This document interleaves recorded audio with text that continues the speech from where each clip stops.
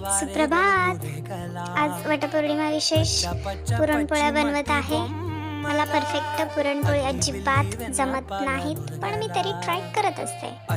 माझ्या बहिणीला खूप छान परफेक्ट अशा पुरणपोळ्या बनवता येतात. तिच्या हातचं एकदा पुरणपोळी खाल्लंच पाहिजे. आमरस, पुरणपोळी, कटाची आमटी, वाह!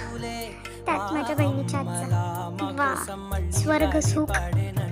चला, खूप झालं माझ्या लाडक्या बहिणीचं कौतुक. आत्तापर्यंत मला परफेक्ट पुरणपोळी यायला पाहिजे, पण मला अजून तरी जमत नाही.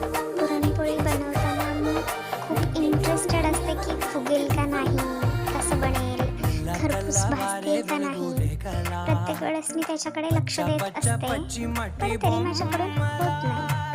इट्स ओके, काही हरकत नाही. एक दिवस मी नक्कीच छान पुरणपोळ्या बनवेल.